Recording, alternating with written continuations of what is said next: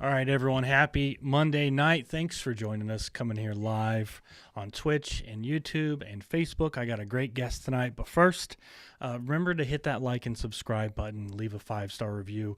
It goes a long way to helping promote the show and promoting all these awesome guests, which is the whole point in doing this. Don't forget to hit up jeffclarkofficial.com. Check out the live show schedule and many other things, including my blog and other things that I'm up to.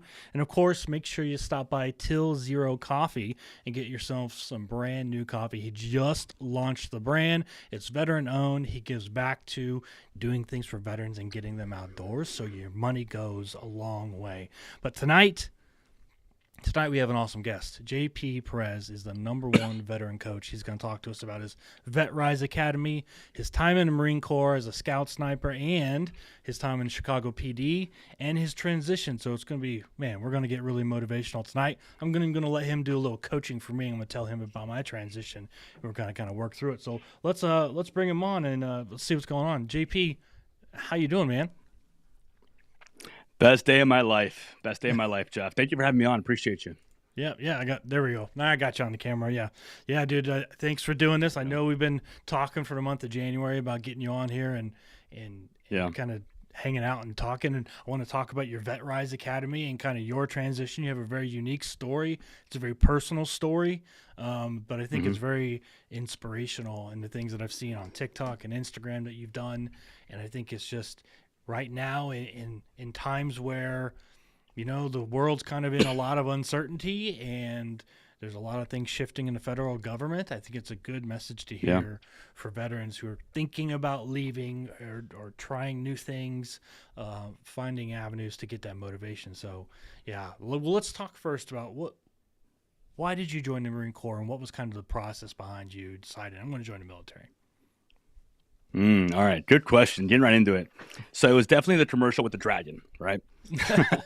So when I was about 15 years old, my parents, they decided to move us out to the suburbs of Chicago. And me being a 15-year-old little rebellious kid, I had a girlfriend. I didn't want to be uprooted. So we do move, and I end up getting myself into a little bit of trouble in the suburbs. So you find crap wherever you go, right? If you're looking for it, you're going to find it. I ended up getting in some trouble. I got expelled from high school for fighting, and I ended up going to an alternative school. While I was at the alternative school, I got my act together just enough to be able to go to it was like a work-study class. And there, I met my teacher, Andy Ramirez, who became a very influential person in my life. He told me what it was to be a Marine. I had no idea what the military was. I had a cousin who was in the Army, but that's as far as I knew. And he kind of grabbed me by the collar and said, you got to get your shit straight. Like, you're going to end up in jail or dead, hanging out with the guys you're hanging out with, getting arrested. Yeah. And he kind of told me about the Marine Corps. And I remember going to the Marine Corps recruiting office, and, the Army was there too. And, I love the Army, the big brother. But the Marine Corps drew me in just because they acted like they didn't need me. They didn't want me, like they were special. And I think that's something that the Marine Corps does really well. So I joined the Marine Corps, went off to boot camp back in 2008. And what did you want to do in the Marine Corps? Did you know before you left, or did you get to pick a job? How does it work? Because I know in the Air Force, like, you can get a guaranteed job and you can do the delayed enlistment and all that. Did you do the same thing in the Marine Corps? So I knew that I wanted to be a scout sniper after I watched the movie Jarhead. Growing up, I didn't really fit in anywhere. I didn't have a lot of friends. I had undiagnosed ADHD until I was 25. So I always wanted to be the class clown. I always wanted to fit in somewhere, and I didn't fit in anywhere. I didn't have a lot of friends. I hung out with groups of people, and I watched the movie Jarhead, and I liked the fact that they operated in small units. I liked the fact that they were doing something that, it was interesting to me.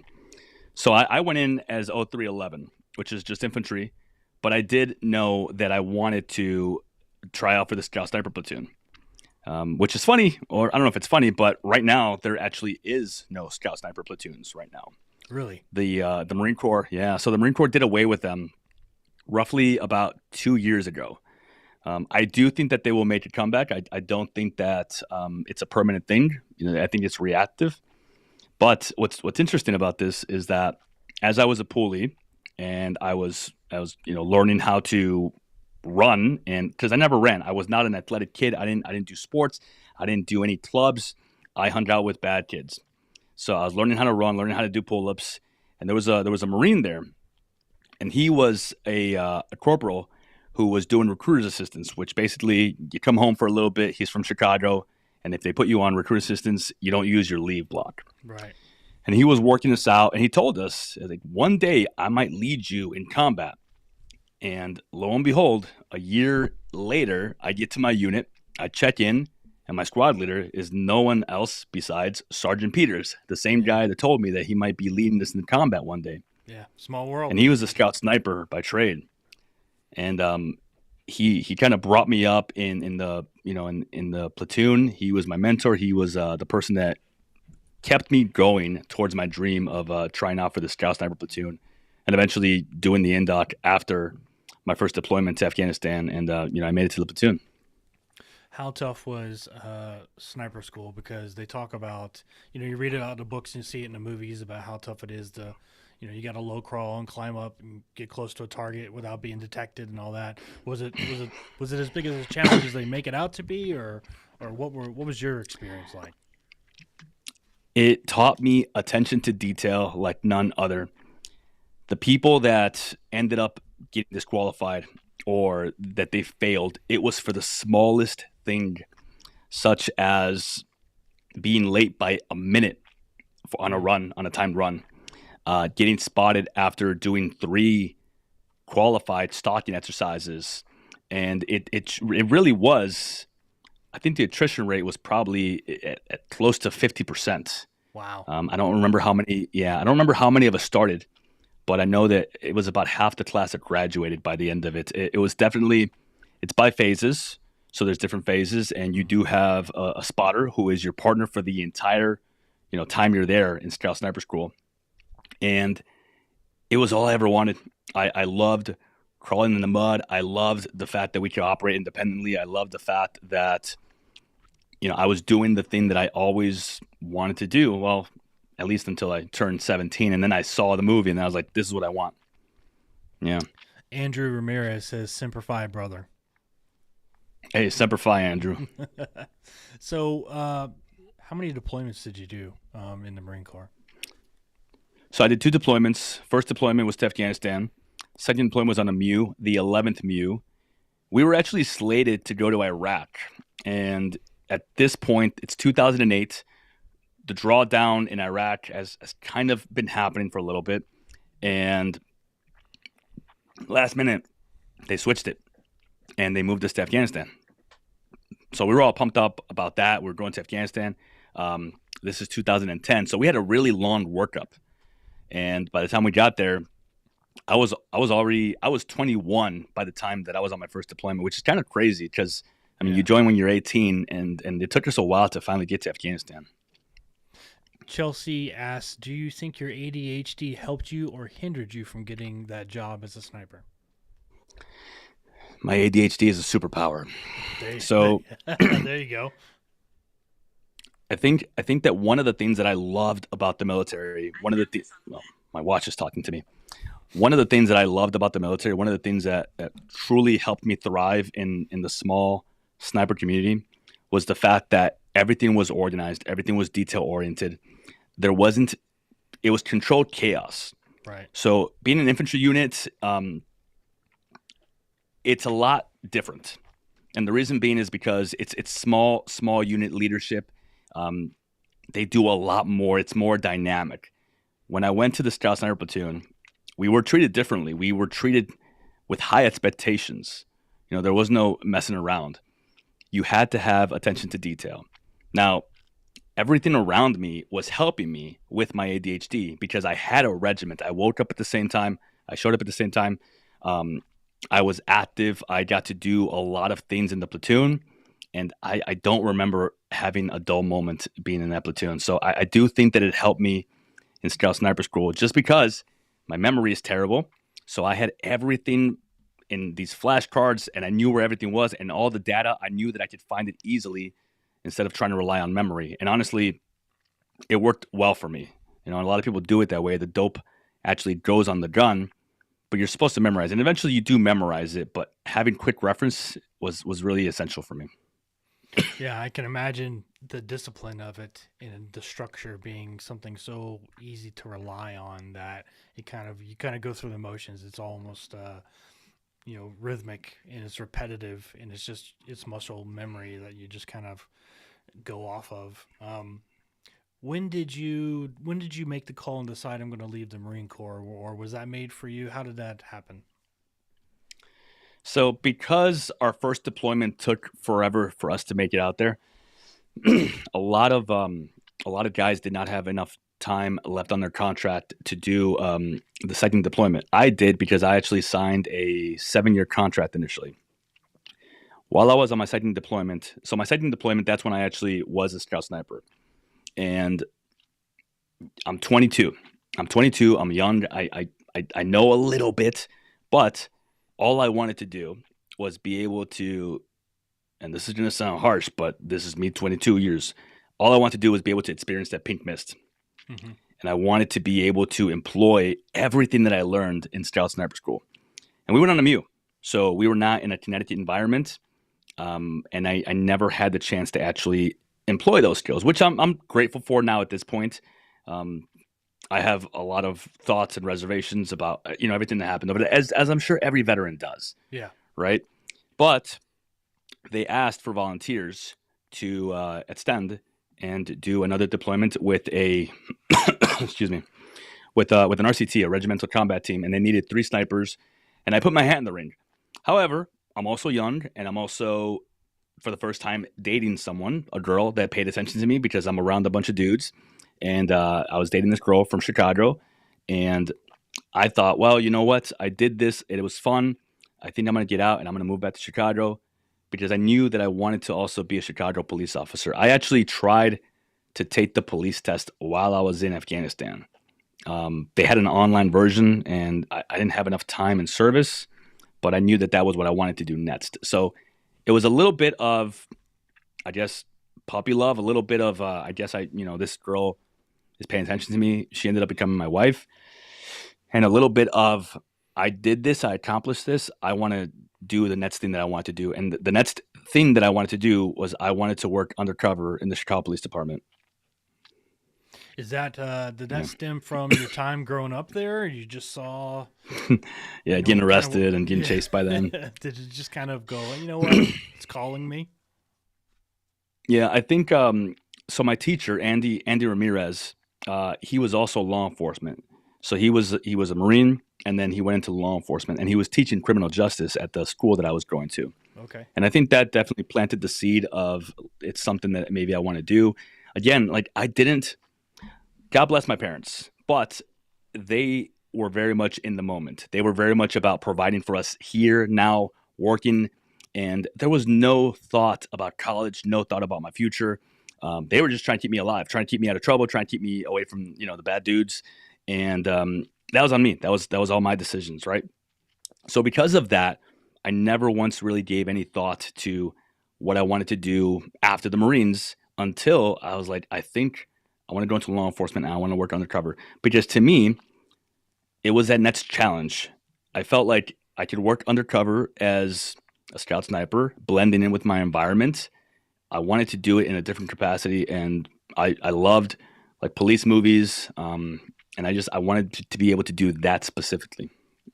So when did you transition out? And let me give you some context to this question, because for me, it took me a good 5 years to transition out, because I went, I had a couple of months of leave, and then I went right into a job, and I started working, and I was just providing for the family. My wife went to medical school, and it was go until she graduated and she started working.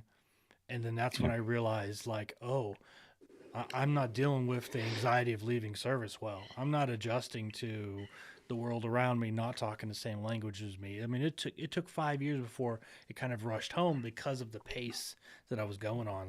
When did that really hit for you? So I actually left the military early on a program called VERP, Voluntary Early Release Program. Um, they were getting, and this program I think negatively affected the military a lot because they lost a lot of combat experience. And I ended up leaving about a year early. I did line myself up a job in San Francisco. So even though I knew I went to do law enforcement, I actually ended up working for an executive protection company for about 3 months in San Francisco because I thought that would be a good thing for me to do in between because they weren't testing at the time. And I didn't really want to work anywhere else besides the Chicago Police Department.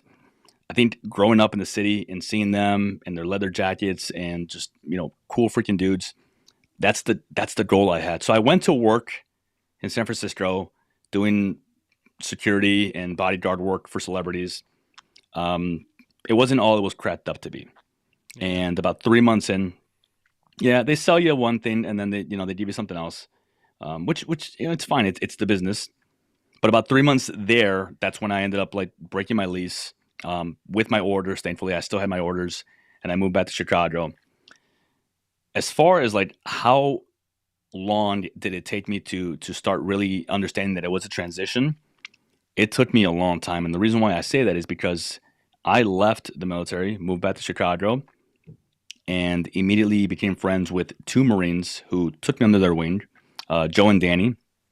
And I remember the first time I met them. This is a good story. First time I met them, I think I'm a freaking operator, douchebag, and I have a hat on, and on the hat there's a little sniper tab because I thought I was hot shit. And they'd laughed about it, and they busted my balls and humbled me a little bit, and we became friends. And then little by little, I started to kind of acclimate to where I was at. The only thing is that I immediately went into law enforcement about a year later. There was some time in between. I went to DePaul. I was trying to do the political science thing for a while. I was trying to figure out who I was. I didn't fit in anywhere. I couldn't make friends. I actually made a girl cry in college because she fell asleep in the classroom, and I thought I'd wake her up. And that was my first rude awakening of that you can't be that way. You cannot bring those attributes into society. They don't. Number one, they don't fit in, and number two, like it's really not appropriate. And people have different opinions about that. But the professor pulled me aside and told me like you can't talk to people like that. And she was sleeping in the classroom. But he basically told me, like, you're not in anymore. Like, you have to understand that you're going to have to learn how to adapt to this society. And this was a cultural anthropology class. And he explained to me that you have to learn to blend into your environment the same way that you blended in when you were a sniper. You're going to have to learn to blend in here. Even if you have to fake it till you make it, your life will be a lot easier if you don't make your life harder by sticking out like a sore thumb. And I started to do that. But eventually, Chicago police opened up testing, and I applied and I got in, and I did that for 10 years. And I'm sure we'll talk more about that. But I think going into law enforcement definitely prevented me from addressing my shit, from addressing my issues, from addressing my problems. And I brought them with me, and I was in a team environment. I ended up on a TAC team about 2 years in, which is like a gang unit team. And it was very similar. I was with a bunch of alpha males. Yeah. We went out, we got guns, we made arrests, we did search warrants. We did a lot of fun stuff that was very similar to the military. And because of that, I never addressed any of my shit. I didn't want to do therapy. I didn't want to say the PTSD word to anybody because I'm a cop and I can't say that. Yeah. And that led to a lot of problems in my life. Because I never addressed any of the stuff that I had going on inside of me, I wore this badge of honor of being an asshole, of pushing people away, of feeling like I was the hottest fucking shit. I enjoyed knowing that we were a team and that everybody else on the watch, everybody else, the other cops, that they feared us, they didn't like us, whatever. I wore that as a badge of honor. I worked more hours than most cops. I was the first one in, last one out. And that ended up costing me my first marriage. There's more to it, but I didn't care. I was still in a way. Well, and I think it's so hard to transition. I think a lot of veterans think, I'm going to get out. I'm going to start a new job. I'm going to do my next thing in my life, and I'm going to leave the service behind. I'm going to be good.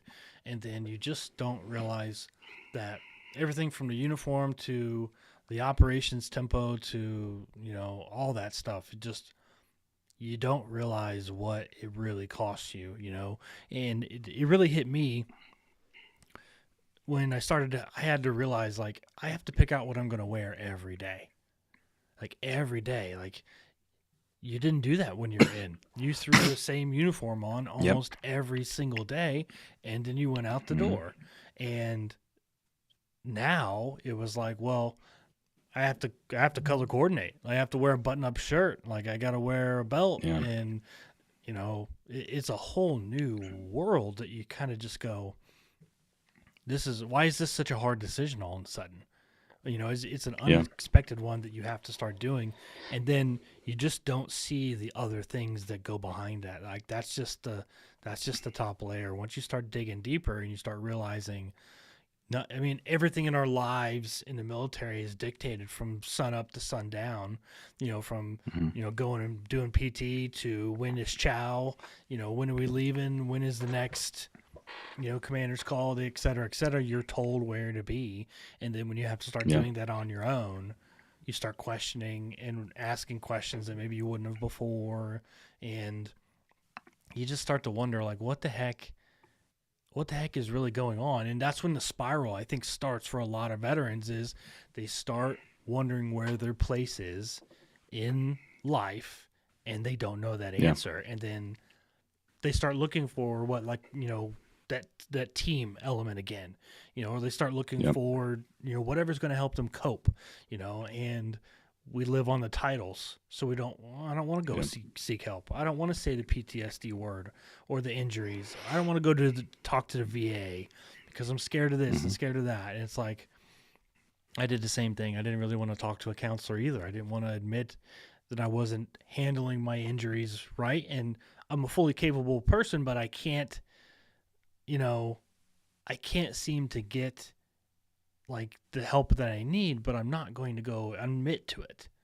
So it was like getting there and admitting to it and finally going after it. I think is when it finally struck for me, and it made me start feeling like, okay, I don't have to be all big and bad. Nobody's relying on me to be that guy. I need to do what's best for me. I'm hurting the people around me. And I think that's when it really changed for me. Yeah. I think a huge issue that I experienced is that I had all this positive reinforcement that I was doing the right thing. Yeah. When you're in a team environment, when you're a ghetto cop in the city, all the negative things that the military kind of gave you, the baggage, it almost serves as a tool. Being able to have a cold shoulder, having a chip on your shoulder, having a bit of an ego, feeling like you're hot shit, like overworking yourself, volunteering for everything. Yeah. All of those things, unfortunately, I didn't see them as issues because they served me really well in the law enforcement community for a while. So they served me really well. I stood out. I did really well where I was at.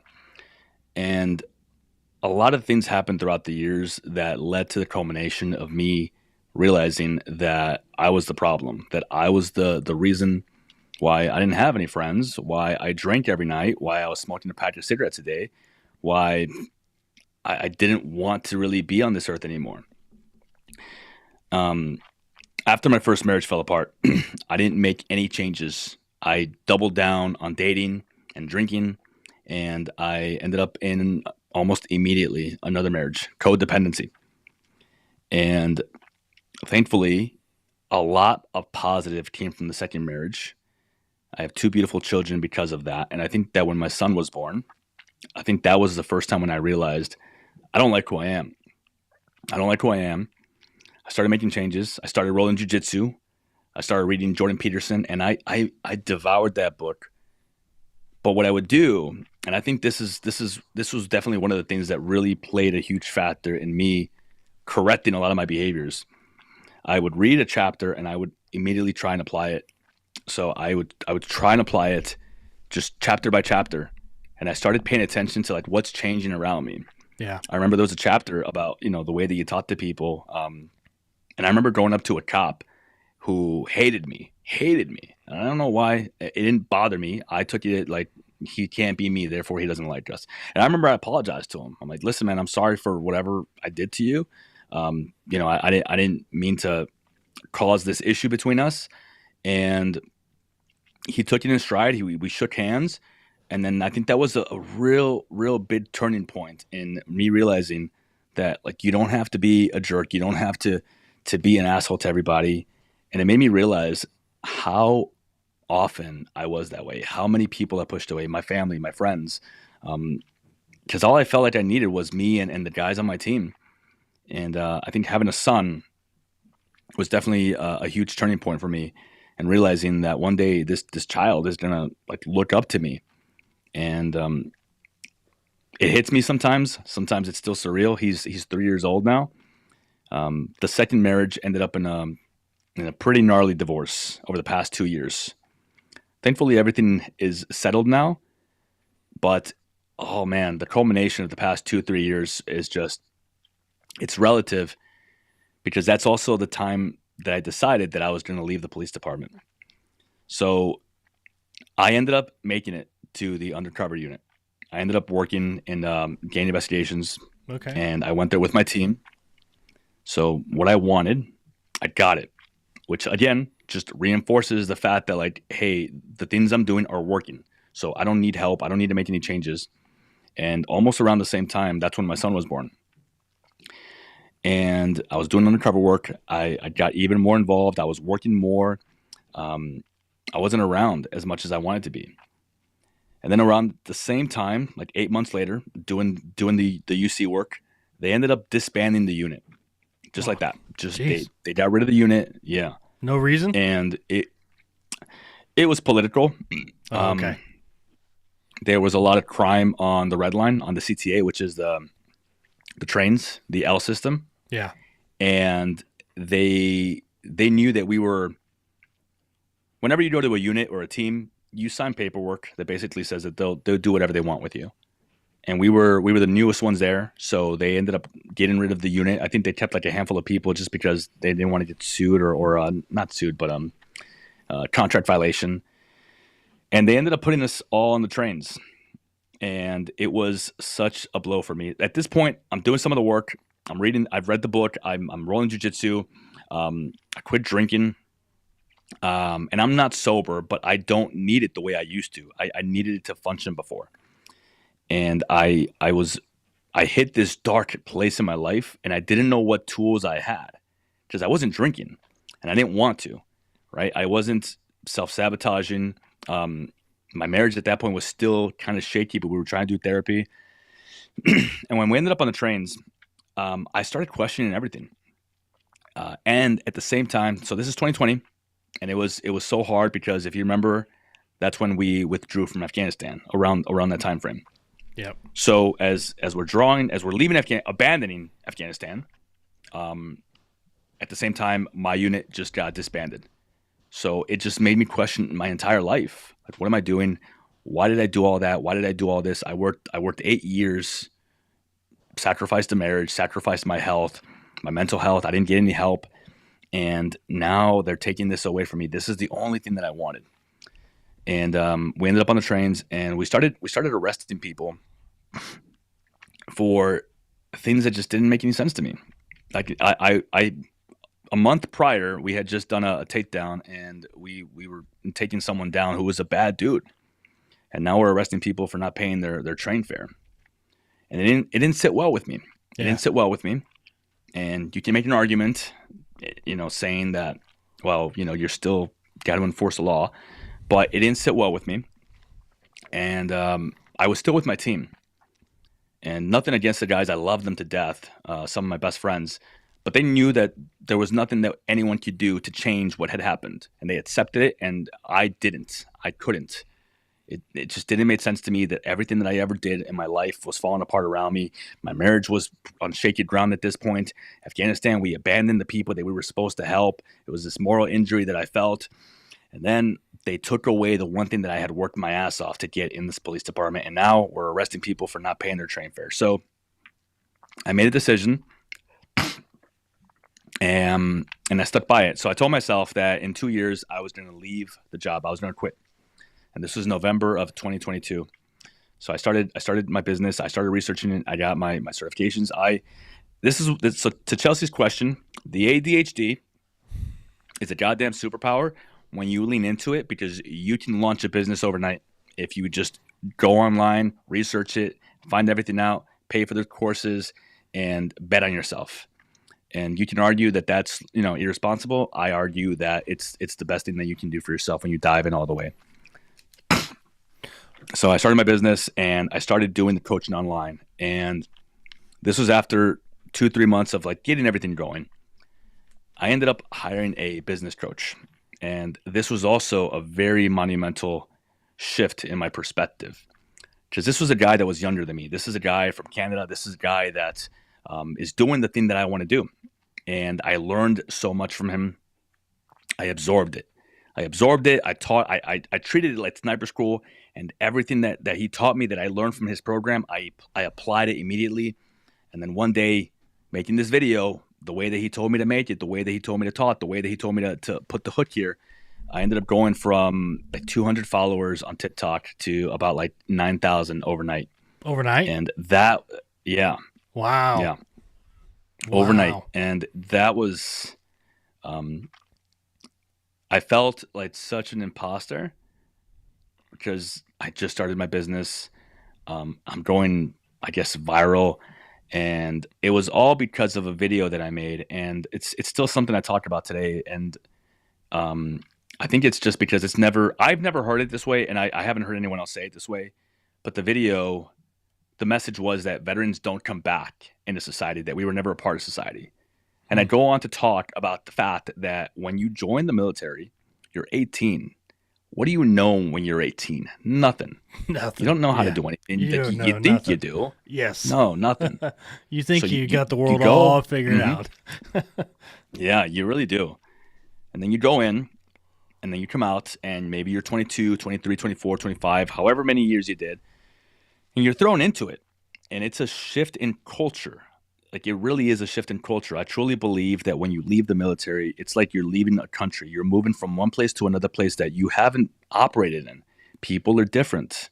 The way that you talk, the way that you walk, customs and courtesies, formalities, everything is different.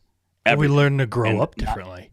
Like you become an adult differently than the rest of society, and because you're in a different culture. So when you go back to the culture, you don't know, you weren't raised in that culture, so it's like, how do I adult now that I have to be an adult here? Yeah. It's a different thing. It's hard to explain, but you're spot on. And the hard part about that, Jeff, is that you think you're an adult because when you're in the military, you could be a 21-year-old sergeant in charge of a sniper team. That was me. I was in charge of a sniper team, and I thought, like, this is being a grown-up. I'm in charge of a sniper team. I thought that was the epitome of maturity. And then you get out and you realize, like, you lose all your friends overnight. The people that you're mentoring, the people that are mentoring you, everything. Like, it goes away almost overnight, Yeah. And you try and hold on to a little bit of it. And I tried to hold on. I actually tried to do the reserves. And I could not get in because they had just changed the tattoo policy. And I had to do all this paperwork to get, grandfathered in. And it took forever for me to be able to get back into the reserves. I ended up going back into the reserves, but I only went to like 3 or 4 drills. And it was with the 224 sniper platoon. But at the same time, so it took me a long time to get into that reserve platoon. But at the same time that I finally got in, I was starting the police academy. And I didn't feel like I wanted to do both. I don't like to do too many things at once. I think that being focused is not necessarily only thinking about one thing. I think that focus is the elimination of distractions. Yeah. So I didn't want to have any distractions of like, I want to work undercover. I want to get here. I want to do this. So I ended up leaving the sniper platoon. And what's funny about this is Sergeant Peters, the guy that I deployed to Afghanistan with, also ended up in the sniper platoon in the reserves with me for a little bit. Really? So we just kept following each other around. Yeah. And we were both sergeants at that point. Yeah. Just for a little bit. He picked up staff, but yeah, it was crazy. Let's go back to the Afghanistan withdrawal. Well, yes, fitness chick, if you want to throw a question in there, yeah, I'll take a look at it here in just a second. Let's go back to the Afghanistan withdrawal. As a coach, I'm asking you this as a coach. What would you tell veterans who feel like they were morally hurt, morally injured, I think is what you said a little bit ago, by that abrupt withdrawal, that it felt like we kind of abandoned a mission, we left a lot of stuff behind, we pulled out of there all real suddenly. Everybody's got their opinion about it. It wasn't a very, I don't think it was a very good strategy on how we did it. What would you tell veterans who are feeling really let down, feeling morally injured by the way that kind of just ended? I remember being in Afghanistan in 2010, and I remember there being this boy who had a deformity in his hand. And I remember talking to the village elders. They sent me through a Pashto course, so I was semi-conversational. And I remember talking to the locals, the chief, the elders, and they told me that the Taliban would have killed him if they were there. And I remember feeling in that moment that even if this is a war that is going to be forgotten one day, even if we don't win this war, whatever that looked like in 2010 for this 21-year-old kid who doesn't understand the world, I felt at least this kid gets to be alive. And I think back to him, his name was Rahmatullah. And I think back to Rahmatullah, and I think that as sad as it is that we left the way we did and we abandoned them, I think back and I remember and I tell myself that at the very least he was able to have 20 years of liberty, freedom, whatever that looked like. So it's definitely hard to reconcile that. Yeah. You can't say, well, they had a good life for this time and then we left and we abandoned them. But I do feel that we made a difference while we were there. I do feel like the 20 years of time that we were there, I do feel like people were able to live a life. I saw kids playing in the streets. I saw schools being built. I saw swing sets. I got to interact with the locals. And I do feel like a year, 10 years, 5, 15 years, 20 years, it's worth something. It's worth something. And we can hang our hats knowing that we did make an impact for an amount of time while we were there. At the end of the day, we cannot and we do not control what happens in other rooms of the world. We cannot and we do not. We can't linger on it. We can't. It's unfortunate. It's sad. It's hard. But at the same time, I think that too many veterans, and this is a different opinion, I think too many veterans, they lean on their service and they have so much pride about it that they don't keep moving forward. They talk about the past so much. They linger on Afghanistan and Iraq. They're angry about it. And therefore, because they have so much anger, so much hate, so much just pain, it's hard to make room for peace. It's hard to make room for growth. It's hard to make room for what's next in life. Yeah. So even though it was hard, I do feel like we made a difference. And I also know that we have to keep moving forward. We have to keep being good human beings and doing the very best we can with what we have. And also, I think it wasn't us, the American military, us, the American people that, abandoned Afghanistan and just left the people behind. It was a political decision. It was a very small amount of people who made that decision. And it's unfortunate that politics sometimes gets in the way of good things, and doing good things, but it does, unfortunately. But I know I had a lot of friends who had opinions. They had very strong opinions about that. And, on every side of the political spectrum as well, they took it personally because, you invest a lot of time, whether you deployed and you were actually there in theater or you supported the war. Like everybody that was on active duty at the time knew and understood what we were doing.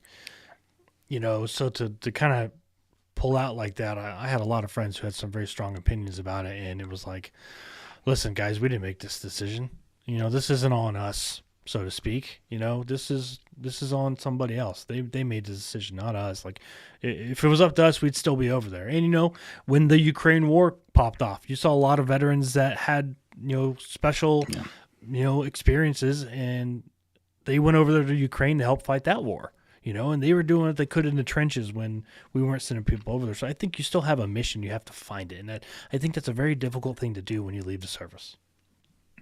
If I could add to that, yeah, I think another hidden injury, another moral injury, I think it had a lot to do also with the fact that there's a lot of guys that did not come back. There was also a lot of guys that did come back, and then they lost the fight here at home. Yeah, and so I have more friends that I have more friends that took their lives than friends that I lost in country. And you just wonder, like, if we didn't go over there, if we would have just done 2 MUs, if we were, combat peace Marines at the time, would there be a different outcome? And you just don't know. No, you don't. And I think hanging on questions like that is a difficult thing to do, and it can be dangerous, like you said. I think we've all met someone who eventually, struggled to battle with their demons once they got home, whether they're still in uniform or they got out, in finding that. I think we do a very bad job as a military of transitioning our members. Yeah. We do a really good job of cutting them off and saying, thanks for your service. Here's your paperwork. There's the gate, and we do a good job of cutting it off, but we do a very bad job of handing them off. It's kind of like hey, don't forget to go to the VA, and then, and then you turn around and it's on to the next thing. And it's like, well, hold on. And I have told so many of my troops this and other people as they were separating service, like, listen, nobody's going to call you 6 months down the road. Your first sergeant, your commander, your senior NCOs, nothing against them, but they're not going to call you 6 months down the road and say, hey, how are things going? Because nobody's told them that is their job. But you've got to find your community immediately. And don't be afraid to talk to other veterans and say, hey, I'm new to this, and I don't know what the hell I'm doing, because you're not going to be the first person to say those words. And there are people out there with open arms that will go, oh, you gotcha, man. Come here. What do you need? What are you looking into? What are you thinking about doing? What are you interested in? Go find them. You're not alone in this. Like, we are all in this together, but you have to go find the community, even if you just admit and say, I don't know what I'm doing here, because you don't, and it's hard, man. But we do a really, really bad job of transitioning our members, and it's just like we just assume they're going to go to the VA and the VA is going to fix it, and that's not true. I think it's cultural too. Yeah, I think that the culture that's bred in the military is you better be self-sufficient. You better be able to do the thing. I remember my first deployment back. I remember we went to talk to the shrink, the wizard, and I do remember in one way, shape, or form being prompted, being told, you're okay, and that's what you better say. Because if, God forbid, you're the one that says that you're not okay, now you're a detriment to the unit. Now they have to find something to replace you. And it was understood. It didn't need to be said. It was understood, especially in a Marine infantry unit. And I think that the problem is that perpetuates and it continues to go on, and then you're about to get out, you're about to get your paperwork, your EAS, and you don't realize that all of that doesn't matter anymore. Like, that culture, you're leaving it behind, and you have to learn that it's a reset. Like, you got to flip that switch, and like you said, you got to be willing to ask for help, because you get out, and the military makes war fighters. That's the military's job, and I think too many people forget that the military, without getting political, that's what they're focused on, right? And there's all these organizations out here. There's all these organizations. The VA, I think I get a lot of messages now, and a lot of people share good stories about the VA. And someone their house burned down and their wheelchair, it got destroyed, and the VA went above and beyond to get them another wheelchair. It's just small things like that actually do matter. Yeah. Right. And I mean, I think that the problem is that we get out as veterans, myself included, and we have an ego. We have an ego because it needed to be there. It served us really well in the military. Like if you have an ego in the military, you're going to be the go-to guy in the platoon, the guy that gets stuff done, the guy that people rely on. People see you as competent. But then you get out and like you have to learn to tame it. You have to learn to ask for help. You have to learn to realize that there's going to be things that you're going to do that are not going to be socially accepted, and people are going to look at you weird. And I think that is also, that's a point. That's like, there's a moment in time when you do something weird, you do something crazy, you say an inappropriate joke. People look at you like, what the hell is wrong with this guy? And either the veteran will have the frame of mind of realizing like, oh shit, like maybe that's not okay. Maybe I do need to talk to somebody. Maybe I can't make those types of jokes around these people, and something's off. Yeah. Or the opposite, and they see them as the enemy. They draw a line. It's me versus society. Nobody gets me. Nobody understands me. And I think that's the dangerous part right there. When I first got out, I took a job selling beer because I was getting a job. I didn't know what I wanted to do, but I knew there was going to be jobs open on base, but it was going to take 6 months. They had that stupid 180-day rule that you had to wait. And so I was just killing time, but I was like, you know what? I'm going to go do something. I'm not going to sit at home living off of my VA check. I'm going to bring in some extra income. So I went and sold beer. And there's one other veteran that was there. I think there's 40 employees. And I remember looking at him one day and I was like, bro, what the hell are we doing here? And he's like, I have no idea. I'm just going through the motions. And I was like, nah, dude, I'm not going through the motions. I gotta do something else. And he actually found his calling. He's actually a manager at that same distribution place today. So I think he kind of found it, which is good for him. Yeah. But for me, I was like, I'm not selling beer the rest of my life, man. Like I'm destined for more. I want to do more. But it's just I think being able to say it. Like if I wouldn't have said it that day, what would have changed? I might have just been okay with selling beer and just settled, and the next thing I knew, I could still be doing it today. I might not even started this podcast or done anything else, wrote a book. Mm-hmm. I might not have done any of that if I would have just said, fuck it that day. So I think finding your crowd and understanding that you're not alone, and that's a very difficult thing to do. I make it sound easy, and I'm not trying to, but it's definitely kind of difficult. No, fitness check. I did not make good tips selling beer. I got to take home a broken case every now and then, and we also sold Red Bull, so I got some free Red Bull every now and then. But I mean, that was about it. But let's talk about VetRise Academy, and you start your business. You call it good with the Chicago PD. And you really take that leap. Let's talk about that leap and betting on yourself, because I think that is something that people are very scared to do, because when you go to start a new business and you trade income for potential income, that's a very scary thing to do, especially if you have a good job and good benefits and all that. When is that hard decision for you? It was like, okay, I'm going to do this, and all those other factors that got me worried, I'm going to figure those out, but I'm going for this. I think the fact that I made it through sniper school was it's one of those moments when I felt like I could do anything, because I was not a stellar Marine. I was not. I couldn't run fast. I ran. I couldn't do 20 pull-ups. I never did 20 pull-ups. I was not a stellar Marine. I was competent. I did everything I was supposed to do. I built up the reputation of being the pit bull of the Marine, of the platoon. But going through sniper school and graduating, it made me realize that I can really do whatever I want, because that was the first goal that I ever had in my life. Like I didn't have goals or ambitions. I went to school. I got expelled. I got in fights. I had a girlfriend. Cool. I was selling weed. I didn't have anything. So like joining the Marine Corps and going to boot camp, it was one of those things of like, this is going to happen. It's automatic. I'm going to get to the platoon. I'm going to be part of this. But like trying out and having to do more, and you're sacrificing seniority, because if I would have stayed in my platoon, I would have been a team leader. I would have been treated with respect. I would have had a bunch of boots. I would have been able to tell them to do whatever. I would have lived a pretty decent life. But I sacrificed that to be a PID, a professionally instructed gunman. Bottom of the bottom, like bottom of the barrel again.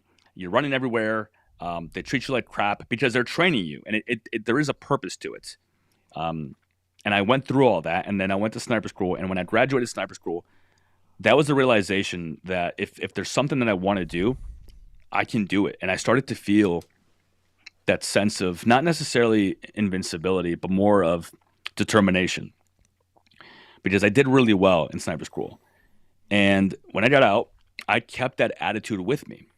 And that's how I got into law enforcement. That's how I made it onto a TAC team within 2 years, which is unheard of. That's how I was able to, I did the most search warrants in my team, and well, the most positive ones. For any of my team members hearing this, I had most positive search warrants. Because I was meticulous, because I would do research on everything. I would dress up as a mailman and make sure that the mailbox was properly registered to this address. I was real meticulous with everything, and it served me really well. So because I was self-aware of like, I went to sniper school, I busted my ass, I graduated, and I got my Hod's tooth, and I became a scout sniper, I can apply this anywhere in life. So I applied it to the police department, and I had the time of my life. When they took it away from me of like, no more undercover, that's when I decided like, it's time to move on to the next thing. I know that I want more. I know that I'm meant for more, because I'm unsatisfied with where I'm at. So like I said, I started the business, and I mean, it was bare bones. Almost 2 to 3 months after I started my business, we find out that my ex-wife is pregnant at the time. I just put all my savings into this coaching business that was coaching me how to do this. I was growing slowly but surely.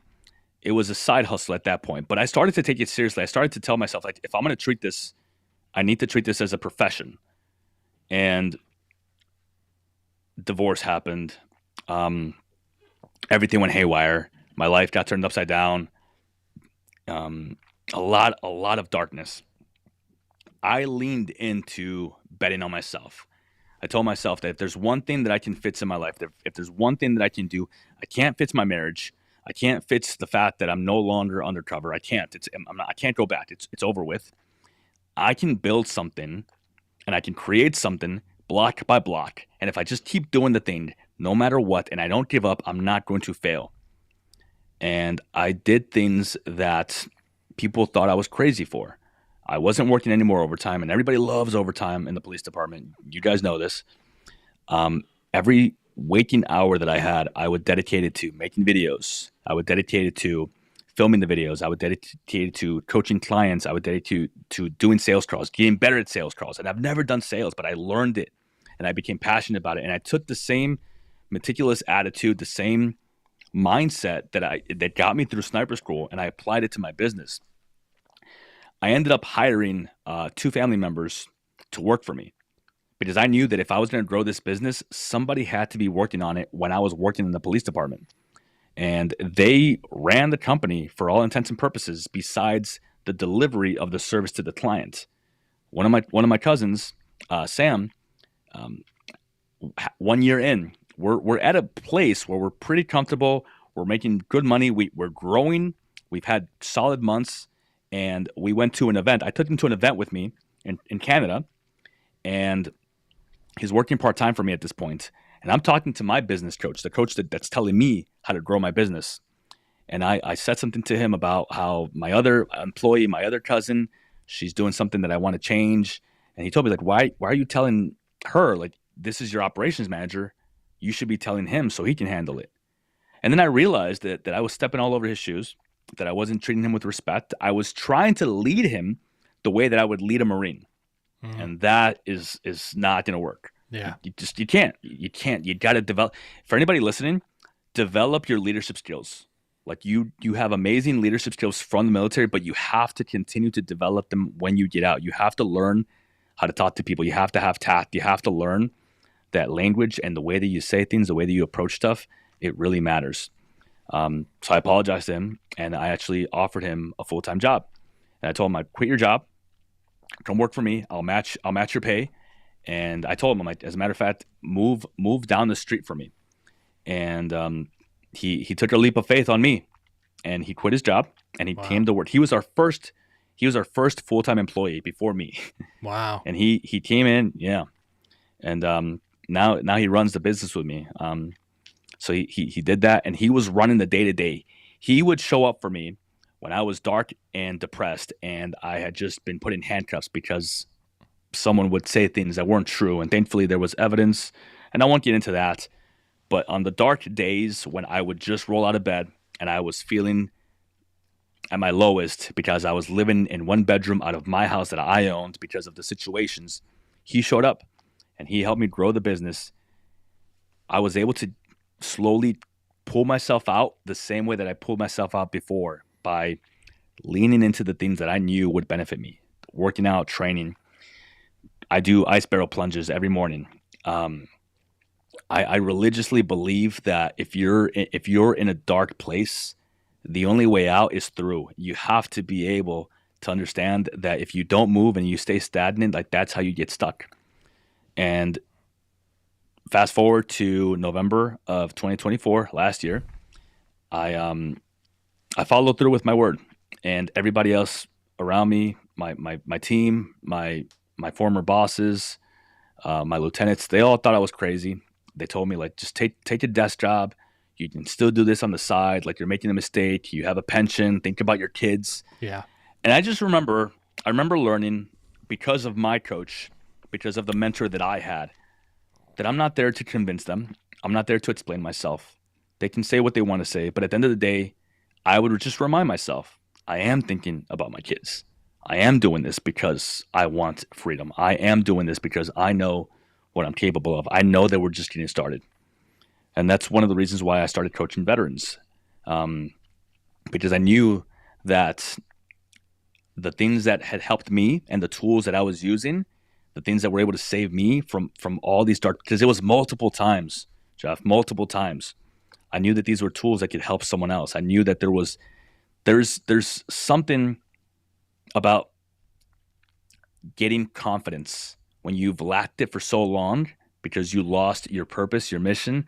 Mm-hmm. There's something about looking in the mirror and finally feeling like yourself again, and finding out who you are. Or you see a new you, or you see that old you again, and you go, I remember that guy. I remember that girl. I mean, you're doing good work, because Allison De La Cruz says you're so inspirational, Coach. Joining VetRise has been such a pivotal point in my life. Thank you. So, you know what?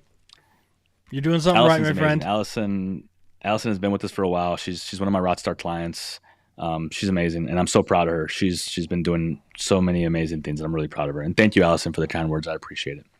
So as it's grown, you also started the VetRise Podcast. What was the kind of the purpose of doing that? To get that outreach out there? Of course, you don't want to give away all the secrets as a coach. That's the purpose of coaching. But oh no, I'd give it all away, man. I'd give it all away. I don't mind. How has that connected you to the audience better? So when I made the decision to leave the job, I knew that I had a timeline. I knew I had to follow it. I had metrics that I wanted to make sure I was getting to, and I treated it the same way as a mission. And my business coach told me, like, we have to hit this. You have to hit this. This is the next hire. Right now we have 4 employees, and as all this is happening, one of the things that he had us do is create a vision board. And I do want to mention his name because he's been very influential in my life. But his name is Brian Mark, and I made a vision board. And I thought it was the silliest shit. I'm like, this is fucking a crock of shit. Like, what is this? And one of the things I put up there was a podcast microphone. Because I do enjoy talking. I don't know if you can tell. I do enjoy being able to share. I learned that vulnerability and sharing and the way that you deliver the words and just the emotion behind it, it can truly change someone's life. Because it changed my life when I heard other people talk, when I hear Gary Vaynerchuk talk, when I hear just Jocko talk. Like, the power of words is so freaking strong. Yeah. So one day I was a guest on a podcast, and we recorded a podcast, and without saying her name, she ended up not releasing the episode, and she ended up releasing it a year later. She just released it, but I remember thinking like, I just gave away an hour of my time, and it wasn't even my time. It was more of like, I just shared everything. I bared my soul. I gave away a lot in the interview, and it wasn't selfish of like, well, I want you to put my episode. No, it was more of like, why can't I put my own words out there? Why can't I just do it? And same thing with the business. I literally opened up my computer. I researched it to 3 a.m, and I recorded in my first episode that same night. Wow. And came up with a name, came up with, the little me in the ice barrel. And I just started recording episodes. And the way that it has connected me to the people a lot more is that a lot of people are now finding me because of the podcast. That's awesome. We track everything in our business because it's one of those things of like meticulousness. Yep. So we track where everybody comes from. And I bet 80% of my clients have found me through TikTok. But in the past 3 or 4 months, we're seeing that a lot more of our clients are coming from the podcast. And it's a different type of nurture tool. People get to hear long-form content. People get to know you a little bit better. The client journey is expedited because on socials, there's the know, like, trust. So they know you because they see your videos. Eventually, they like you because you put a post that resonates with them, maybe an Instagram story, and they feel like they connect with you. And then the trust part comes with the social proof. They see someone like Allison and her transformation posts. Allison has brought a lot of people into the program because her transformation posts are awesome, or a testimonial. But when you do a podcast, it expedites it because they get to know you, they get to like you, and they get to trust you a lot quicker just because they binge it, they listen to it. And I get a lot of messages from people saying that there's certain episodes that have really resonated with them. And it's been fun. I had the intention of not having any guests on initially because I didn't know what I was doing. I didn't research this any further than besides figuring out how to put it together. And then I started having some guests on, and it's been fun getting to interview people and talk to people. And honestly, the podcast is the fun side. It's the only creative thing that I get to do because Sam, my operations guy, he took over the video editing, which I loved doing initially, but just because I love it doesn't mean I have to keep doing it because my focus is on client delivery and then the podcast. Yeah, video editing and podcast editing is a labor of love. That's why I started doing the live stuff, just because I was like, dude, I can just take the live, I can put it right there. It's raw, it's real, and I can just I can reuse those and put it on Spotify and all that because I was trying to do fancy editing and all this, and I thought about hiring an editor and going through that. And I thought, dude, let me go live and reach to people directly, and it's worked out because I can ask questions, people can comment, and we can get a little bit more in the real time. I think it expands the audience, but I like this. You're making me rethink stuff. You're making me rethink some things here. Really? Well, good. I hope that's inspirational and you're not questioning anything. Yeah, it definitely is. It's making me rethink some things. Well, good. In a good way. In a good way. Good. Let's. You mentioned ice barrel plunges. It's something that's always interested me. You see a lot of people doing it, and I kind of wonder, what do you get out of it? I get to start my day by doing the hardest thing of my day, and I feel like anything else after that is possible. So, I started doing cold therapy. I read a book by Aubrey Marcus called "Own the Day." And one of the chapters, same thing, same method that I used with every other book that I read, I started applying things immediately. And in the book, he talks about cold showers. So I started with cold showers, 3 minutes in the shower, and I noticed a difference in myself. I noticed that my anxiety levels were going down. I noticed that I would have higher energy for the rest of the day. I noticed, so there's a study that, and people have said that this is true. I don't know exactly, but there's a study that says that when you do a cold barrel plunge, it releases the same amount of serotonin into your brain as doing cocaine. Really? Like that's an example that people use. Wow. I've never And done the cocaine, serotonin, but I can only imagine neither. that it's a pretty big... I bought it, but I never did it. Yeah. Legitimately. And they say that it releases serotonin into your brain for roughly 2.5 to possibly 5 hours. Wow. So after doing the cold showers, I decided to buy an ice barrel. And this was I think this was 2020. And it wasn't a thing back then. It's taken a whole new, there's thousands of different ice barrels now. Yeah. But back then there was only one company, and it was the ice barrel company. It was a really expensive ice barrel. I bought it in the winter. I set it up. I jumped in. I lasted 10 seconds. It was terrible. I'm like, why did I do this? This was painful. Yeah. I'm never doing this again. I'm going to return this thing. Well, you really acclimate. Like I go outside and I don't feel the cold anymore. I do it every day because it serves me in so many ways. If I start to feel a headache, I jump in, it goes away because the blood rushes to your heart. So therefore it takes the blood out of your head. If I start to feel anxiety, it goes away. If I'm feeling tired, I can jump in my barrel. So eventually I started doing it religiously every day. I worked my way up to 3 minutes, and I started I think being self-aware is underrated. I think that more people need to be self-aware and be honest with themselves. So because I feel like I'm a very self-aware person, I can take the quick feedback loop of I jumped in the ice barrel and I did not have any road rage today. I felt really good for 4 or 5 hours. I didn't drink coffee, and I have high energy. And I also just feel much more limber. I feel like my back isn't hurting the way it always does. So I paid attention to those things, and I realized like this is instrumental for me. So I've been doing it. I do it almost every day.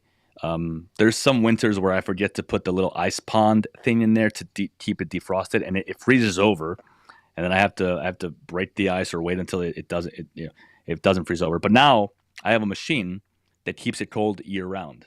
Okay. And I jump in every day, and it feels amazing, my man. It's great for the joints. It's great for inflammation. It's great for the body.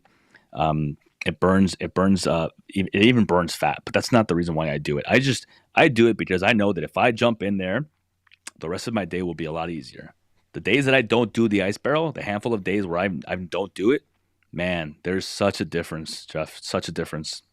I've been looking at it and kind of wondering, like, what is it that people get out of it? Is it that the alone time? Is it the challenge? Is it, for a health benefit? And I've kind of done some research on it and kind of wondered, like, man, should I do that? How am I going to keep it cold year round? Like that, because that would be what would stop me, is if I went out there and it wasn't cold, and I got to figure out how to get it cold. Like, so, I've kind of been looking at that and in sauna therapy too, and just seeing, is there something like that I can do at home? I can use the sauna at the gym on base, but they don't have cold plunges. So I've kind of been looking into it. And I just wanted to meet somebody who had used it because, I see a lot of people doing it. I'm like, man, what is going on with that? Is it just trendy, or are people really getting something out of it? It's definitely, it can be looked at as a gimmick. I think that people like to do it to say that they've done it, some people. But so I started also doing sauna therapy. So I bought my own sauna. I have it right here in the house. Just one of these, portable ones. It's not portable. That thing is stationary. It's not going anywhere. They tell you it's portable. Once you set it up, No. It ain't going anywhere. No. But there is machines that keep it cold year round. They're expensive, but I mean, we spend so much money on guns, on trucks, on all these different things. Why not spend some money on ourselves? Yeah. I spend money on the things that I know will benefit me in my life, and that's just the way that I've been over the past couple of years. One was because I had to, because I was paying for a divorce lawyer, but the other one is just because I realized that you vote for what's important to you with your time and with your money. So if you're going to spend time on something or time with someone, you're voting for what's important to you. And if your health is important to you, why would you not also spend money on it to try and optimize it to the best of your ability? And That's that's my part of opinion. your coaching, though, right? Like you Yep. take it a step further. It's about holistic health. Let's talk about that a little bit before I let you go. Yeah. Is the nutrition side and how does Mhm. that affect everything else when it comes to being active and the cold Yeah. plunges and nutrition and all that? So what's interesting about that is that a lot of my clients, when they join the program, they believe that the most important part of it is the nutrition and the fitness. The thing with that is that anyone can go online and research what should I eat if I'm a 35-year-old man that's trying to lose weight. And it gives you a list, it gives you recipes, it gives you everything. What type of workouts should I do? Wonderful. It'll give you a list too. The problem with that is that you're not addressing the root issue of why you're not doing it. The accountability, the lack of devotion, the lack of time management. So when someone comes into the program, we start by creating a customized program for them, but the most important thing is the coaching calls that they attend. So we just wrapped up a coaching call. Allison was just on there, and we do coaching calls on different types of things that they need to hear. For example, the month of January, we focused heavily on schedules and routines and habits. Because if you're not taking the time to put your workouts on your calendar, adding the address in there, making sure that the night before you have a time slot in your day where you pack your gym bag, and making sure that when you leave work instead of coming up with all these BS reasons of why you have to work overtime or why you had a long day, and you just hit go on your map because it's on your calendar and you make it to the gym, you're going to do the workout. Like the problem isn't that we don't know what to do. The problem is that we put up all these barriers of doing it. Nutrition is important, absolutely.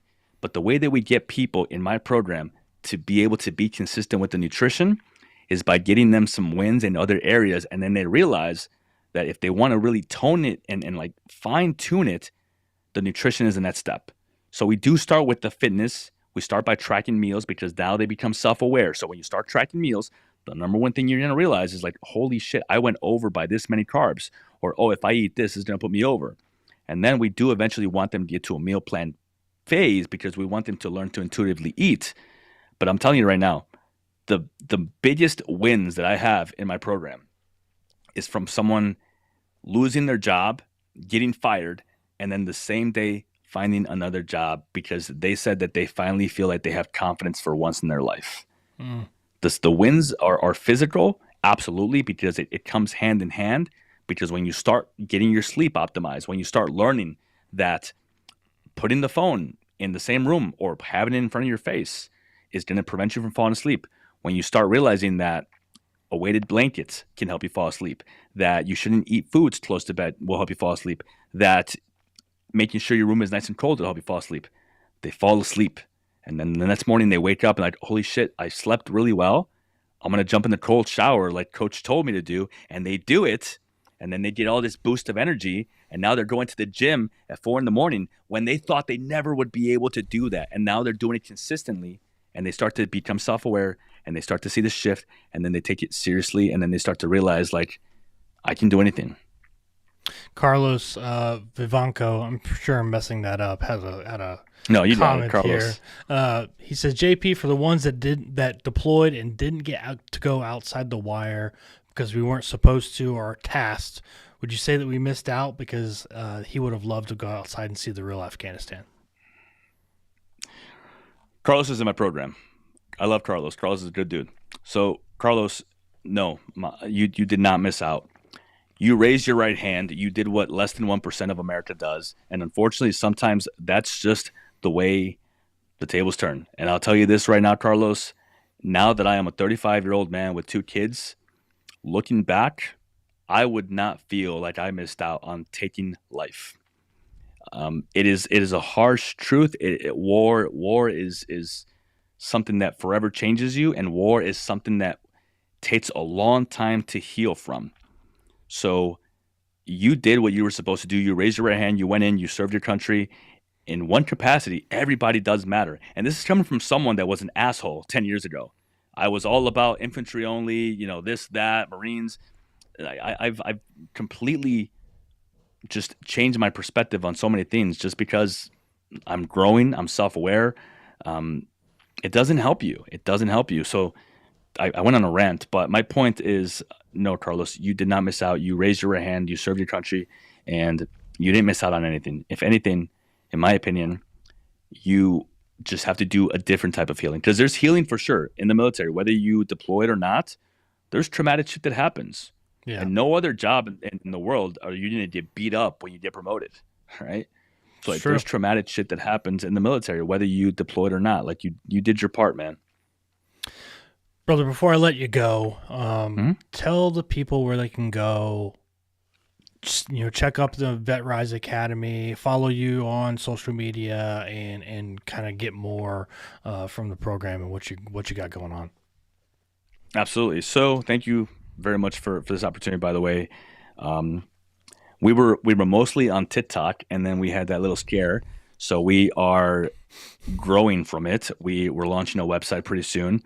But you can find me on all socials. I'm even on LinkedIn now, which was something that is new for me. So JP, the Veteran Coach, on all socials. You can find me everywhere. JP, the Veteran Coach. And the podcast is called the VetRise Podcast. It's everywhere that you can hear a podcast. All right, there you go, folks. Thanks for tuning in tonight. JP, thanks, man. We'll go offline here in a second, but appreciate you guys all checking it out. Go follow JP on TikTok for sure, because I see videos from you every single day. It's very motivational, and I appreciate you for that, man, because it's always something that kind of helps out my day when I see a good motivational video from you. So definitely go follow him. Make sure you hit up jeffclarkofficial.com and see what we got going on for the next live show. But JP, thanks, man. We'll hang out here in just a second. Thank you guys for listening. Thank you.